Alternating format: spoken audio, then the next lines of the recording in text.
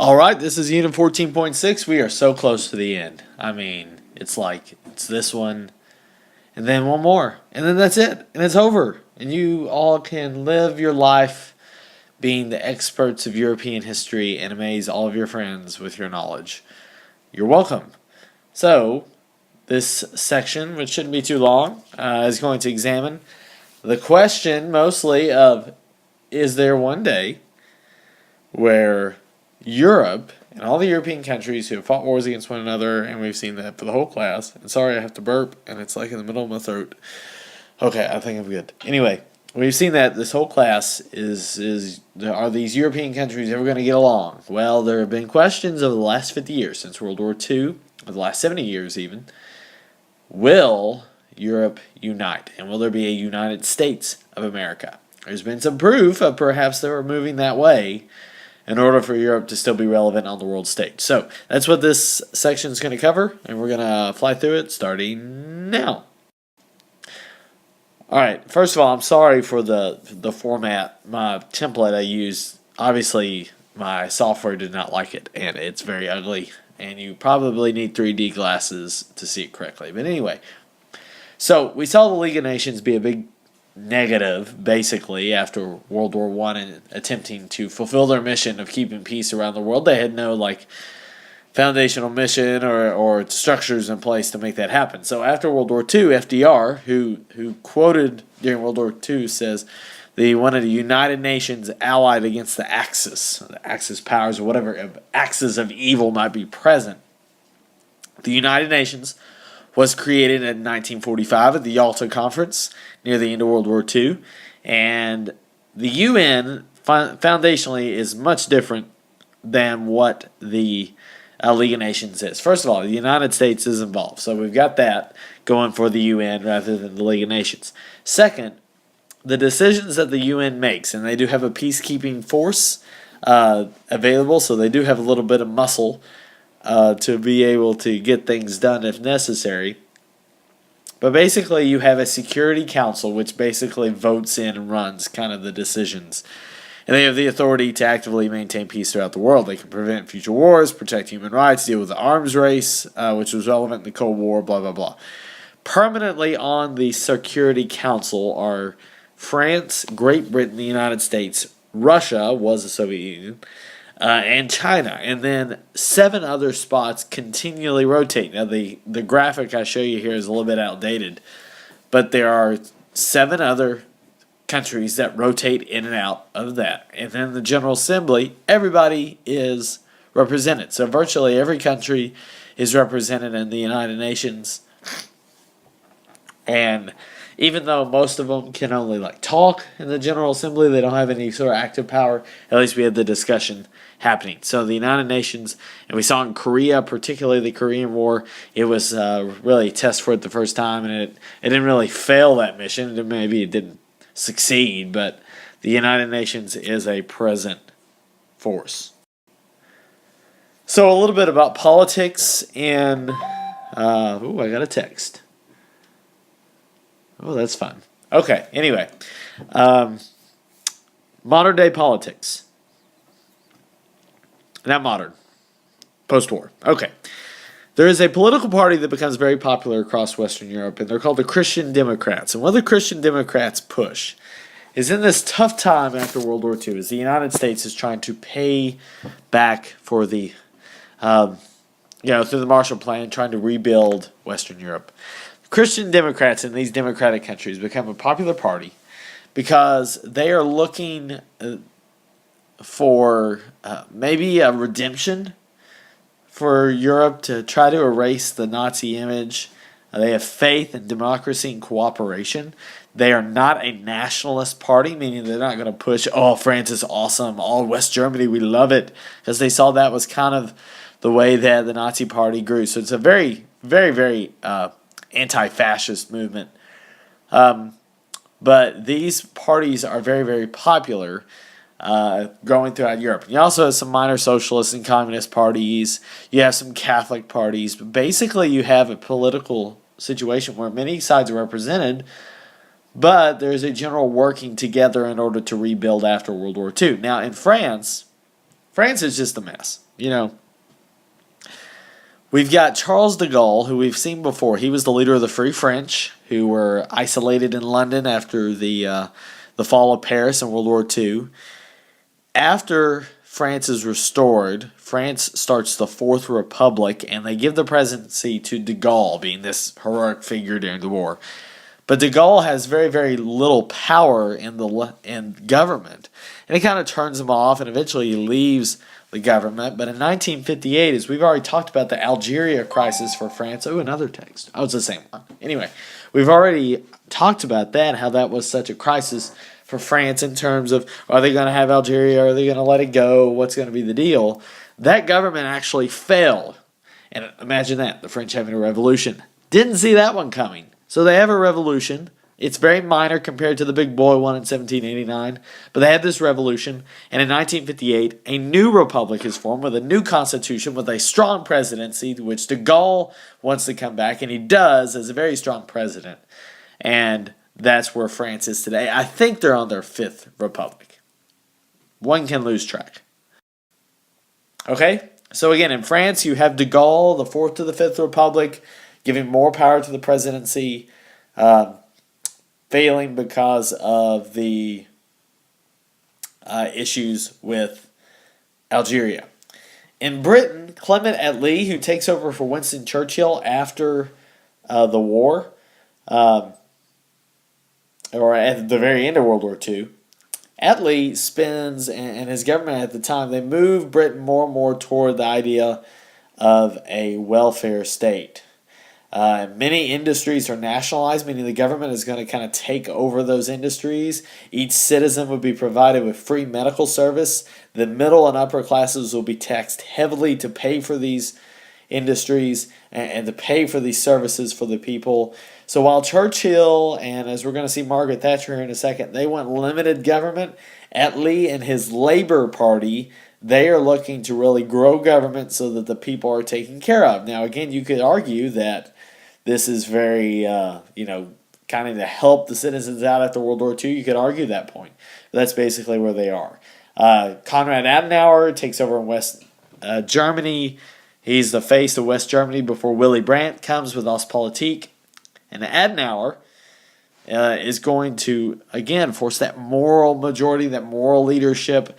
He's a member of the Christian Democrats. So, again, you're seeing the point. Now, let me go back up here to Attlee, because basically this trend remains until the late 70s, where you have the welfare state. But then when Margaret Thatcher comes in I think, 1979, and not coincidentally, the government in Britain at the time is facing an incredible economic crisis. All this spending, Thatcher is going to go with some major cuts to the spending to try to get government spending under control. And that Labour Party is going to be cut back, or not the Labour Party, but the welfare state is going to be cut back because of the kind of economic crisis at the end of the 70s. And we'll talk more about that in our next section in terms of the economic situation then. But building on Thatcher, this is just an interesting graphic I saw.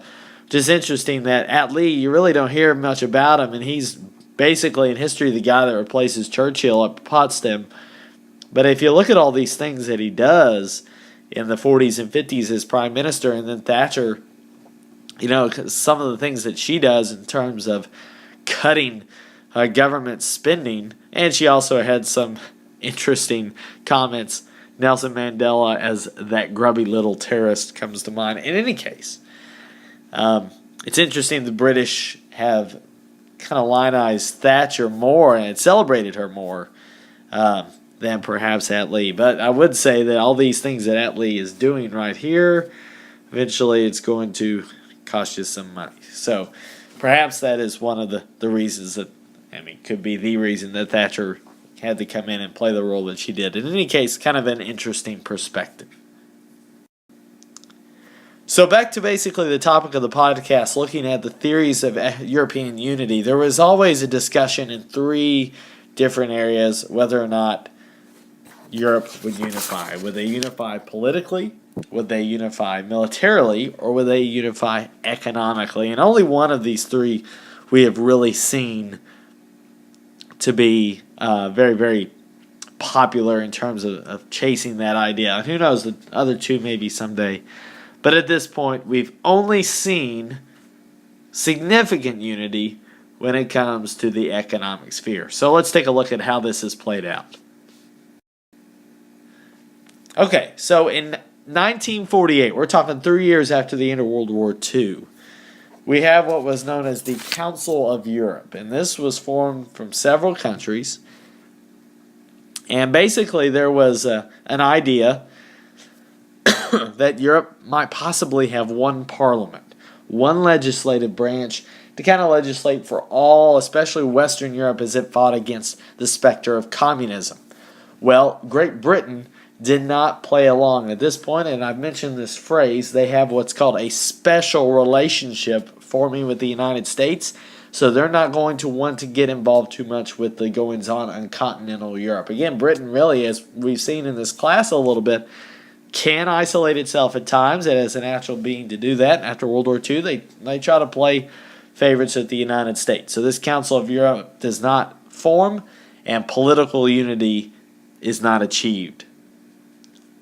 Also, May 2015, Episode 7. Gonna be awesome. Okay, so economic unity. This is where you have seen the most work. Military unity, you have not seen it all. Maybe you could argue NATO to a degree, but again, NATO has not been a very, very overused idea. It has not been often used in history. Anyway, economic unity. In 1950, a partnership forms between 6 countries in Western Europe, and it becomes known as the European Coal and Steel Community. And the idea is with these 6 countries right here, one of them being the L there, that is Luxembourg, very tiny country there on the northeastern French border.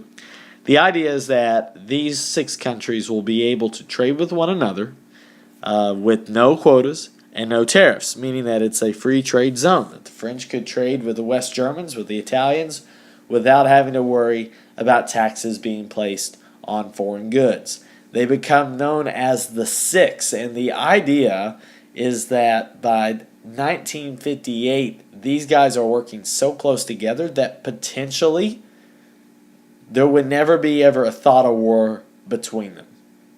Now, keep in mind, we got France and we've got West Germany here. I mean, this has been like our story, is France and Germany at odds with one another. So the idea that they can become this closely knit in such a short period of time after World War II is incredible. It's absolutely incredible.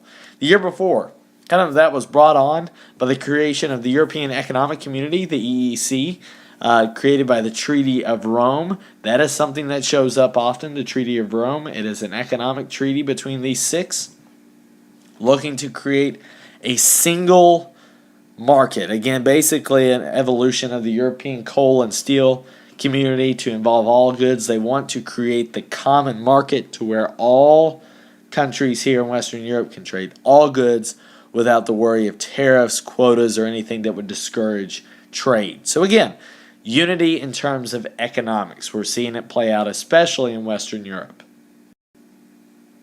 Now, eventually, a country in this 6 are going to kind of balk at this idea of unity, and that's going to be France. Charles de Gaulle, again, playing a big role in our goings-on here late in the course.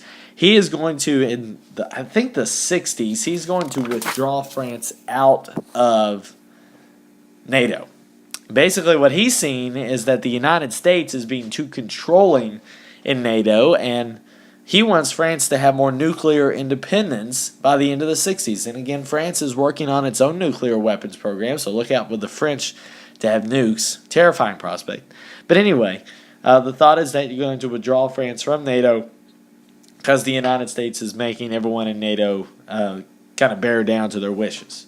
Who knows if it's happening or not to be true, but France is out. France also is wanting to vote or veto at least the admittance of Great Britain into the EEC. The Brits, in their view, are too friendly with the Americans. Again, the special relationship. Britain is not going to enter that until 1973. So France is basically playing a roadblock to this idea of unity for one reason or another. Also, it is worth noted that in 1973, or before then, France is really capitalizing off this common market while Britain is struggling economically. So they're also wanting to maybe get an edge over the Brits in that regard. And finally, that takes us to the early 90s. So you have this economic unity going into play, but eventually the decision is made to take the EEC and transform it into what is known as the European Union. And this would be basically your definite working together of Western European and eventually Eastern European and Southern European countries as well. The goals really sought by Helmut Kohl, for instance, the new German chancellor, and also the French president, his name is Francois Mitterrand, was to have a single European currency so that all countries would have the same currency. It's like the United States with the dollar. So every state would have the same currency. And in 2002, it was decided that the euro would be put in. Now, if you travel to Europe, there are some countries that do not have the euro. For example, England. You don't have the euro. You still have the pound used in England. So, this is not a total integration. And Britain is in the European Union. But some countries still want to kind of preserve their autonomy. Now, a term, just let me say at this point, to know the Maastricht Treaty. That is the treaty that brings in the European Union. There are also proposals for common foreign and defense policies, and also perhaps a single parliament. That has not really come to be yet. Again, political military unity has not been achieved. But the question is, as Europe continues to evolve, will it be achieved? The European Union now includes 27 members. That was of 2007. Really, even the issue in Ukraine against the Russians. I'm dating this podcast. Oh, another text. But anyway, basically, Western Ukraine, many Ukrainians wanted to join the European Union. Others wanted to be more connected with Russia. Surprisingly, Russia is not a part of the European Union. Anyway, what do you have to do to get into the European Union? There's these requirements that you have to have. You have to have a stable currency. You have to respect human rights. You have to have a functioning market, capitalist economy. You have to be accepted by the other members.